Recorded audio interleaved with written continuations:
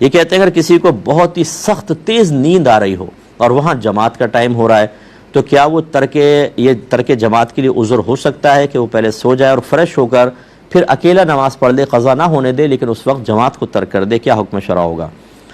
دیکھیں، اگر اس کو عادت نہ بنایا جائے تو کبھی کبھی بالکل ٹھیک ہے کہ اگر، اور بلکہ نبی کریم صلی اللہ علیہ وسلم نے بھوک لگنے پر بھی یہی حکم ارشاد فرمایا، کسی کو بہت سخت بھوک لگی ہو تو جماعت کو چھوڑ دے، پہلے کھانا کھائے پھر جماعت میں شامل ہو۔ اور فقہاء نے نیند کے بارے میں بھی یہی ارشاد فرمایا، کیونکہ وہ اگر نماز میں شامل ہو جاتا ہے، جھونکے کھاتا رہے گا، اس کو پتہ ہی نہیں ہوگا میں کیا پڑھ رہا ہوں، اور ایسی نماز اللہ تعالیٰ کو مطلوب نہیں ہے، یہ ٹھیک طریقہ نہیں ہے، تو وہ سو جائے اور بعد میں اکیلے نماز پڑھ لے۔ عادت کا میں اس لیے منع کر رہا ہوں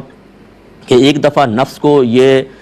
پتہ چل جائے کہ میرا مالک جو ہے وہ نیند کی وجہ سے نماز قضا کرتا ہے، تو جب بھی نماز یعنی جماعت قضا کرتا ہے تو جب بھی نماز کا وقت ہوگا، جماعت کا وقت ہوگا، یہ ایسی حرکتیں کرے گا کہ انسان کو خود بخود نیند آنے لگ جائے گی۔ یہ بہت ظالم دشمن ہے، تو اگر آپ عادت بنائیں گے تو برا ہے۔ کبھی کبھار ایسا ہو جائے تو بالکل وہی حکم ہے جو آپ کی خدمت میں ہم نے ذکر کیا۔